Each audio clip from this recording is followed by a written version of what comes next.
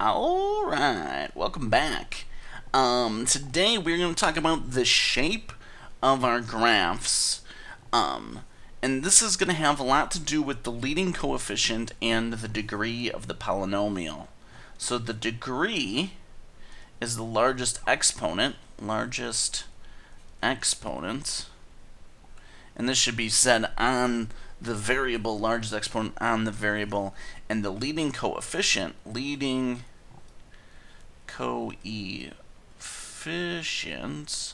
having a hard time writing here right now. The leading coefficient is the coefficient of the variable with the largest degree. So, coefficient of variable with largest exponent. Ooh, that might not be that easy to read. So the degree is the largest exponent. Leading coefficient is the coefficient of the variable with the largest exponent. And these two things are going to tell us what the ends of our polynomial look like. So, to recap, we have a polynomial 3x squared minus 8x plus 4. The degree of this polynomial is 2. If we have 7x cubed minus 4x squared minus 3x plus 9, the degree of this polynomial is 3. I should write that down here. So degree 2, and then this is a degree 3. And our leading coefficient for that first polynomial is 3, and our leading coefficient for the second polynomial is 7.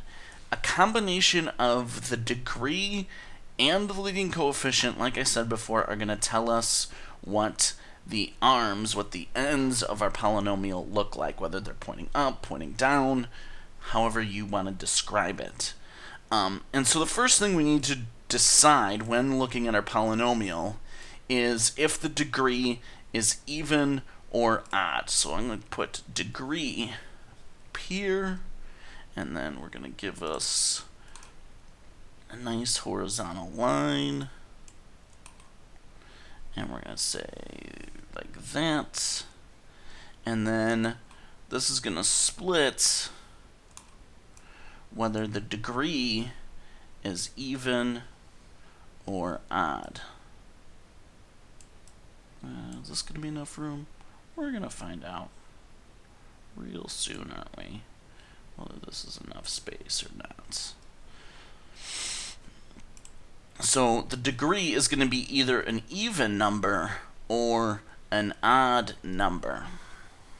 Oh, we should probably bring that ruler back here so we can finish this off. So the degree is going to be even or odd. And that's going to split us into 4 quadrants here. And then the other determining factor, like I said, will be the leading coefficient. So we're going to say leading coefficient. We could probably erase this. Now the leading coefficient is either going to be a positive number or it's going to be a negative number. I kind of don't like the way I drew this already. Oh well, the even section doesn't have a lot of room. If the degree of our polynomial is even and the leading coefficient is positive, the ends of our graph are always going to point upwards. So some stuff is going to happen in the middle. Not sure exactly what. It all depends on the rest of the graph or the rest of the polynomial. But both ends of our polynomial are going to be pointing upwards.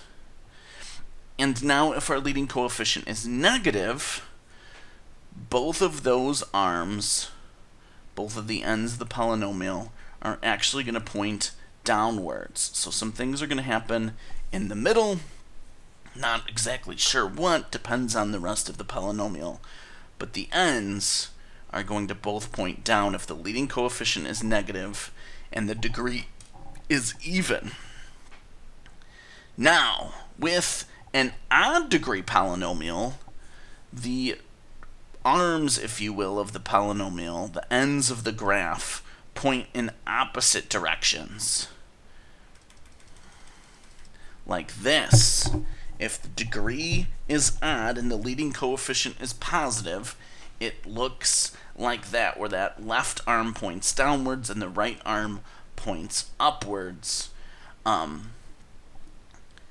You can also think of this as x is going towards negative infinity. As you're plugging in more and more negative numbers, the y values are going to be more and more negative. You're going to get larger and larger negative numbers out.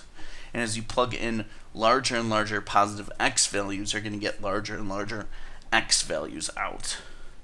And now we could flip this image if the leading coefficient is negative, so that left arm points upwards and the right arm points downwards.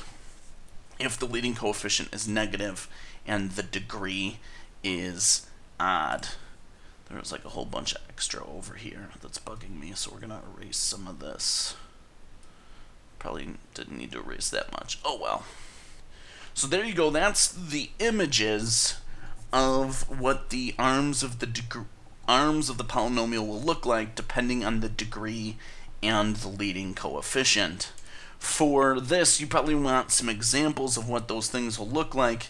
For instance, this would be x squared, even degree, positive leading coefficient. It's a positive 1 out there in front. I'm going to redraw that too. It was bugging me. For the odd degree, you could think of x cubed, odd degree, positive leading coefficient. And then for these two, you can think of negative x squared and negative x cubed. Negative leading coefficient, even degree of x squared, negative leading coefficient, odd degree with negative x cubed. So that's what those arms will look like. I'm just realizing now that you probably can't see part of that table because my face is in the way. Sorry about that. So there you go. That's what that chart looks like.